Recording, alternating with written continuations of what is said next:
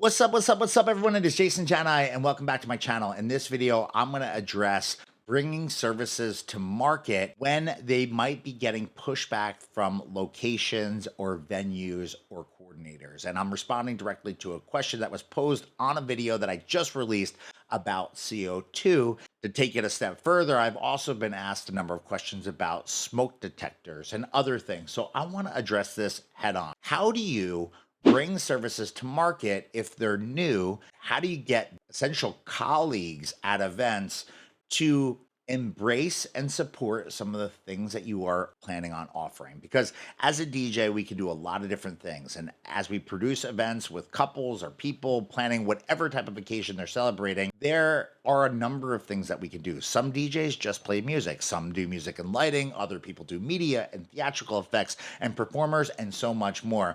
And every time I started adding services, we would occasionally run into a location somewhere that wasn't familiar with the service, didn't understand the service, and maybe restricted us from allowing it to happen.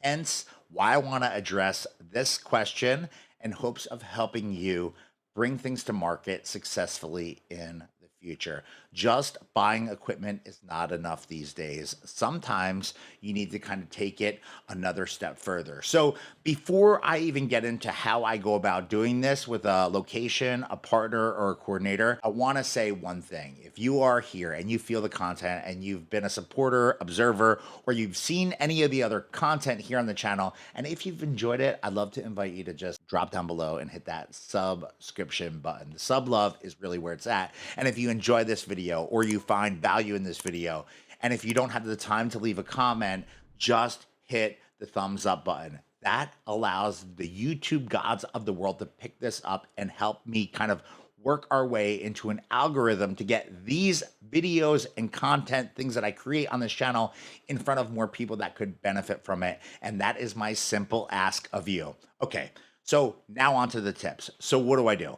Well, before I even get to my main tip that I want to drop with you, I have to pose the question of why.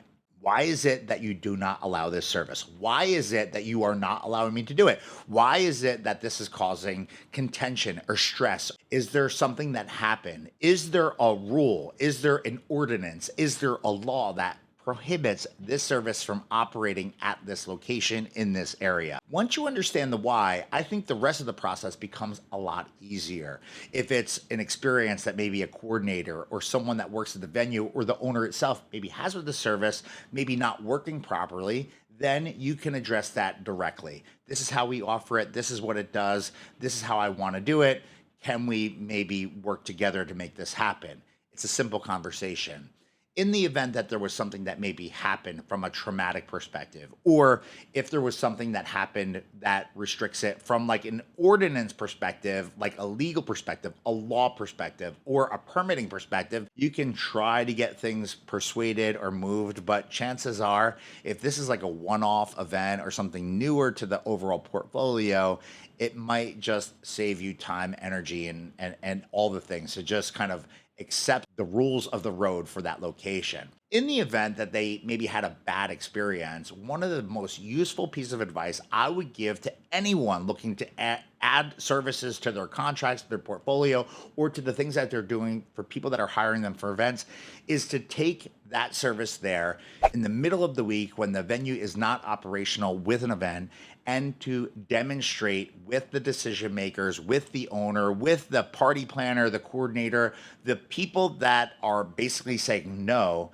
and demonstrate to them how you plan on using it, why it may be different from things they've seen in the past, and how it can benefit not just you as the service provider, but them, the couple, and the event that is going to happen in the future. I can share with you a number of stories for us at SCE of things that we've gone through, and I can tell you that going there in person firsthand and doing a real life, real deal in-person demonstration has been gold for us. It's allowed us to open up opportunities and relationships in a different way. It's been able to help not only our couples, but the business that we operate at SCE function and do more things.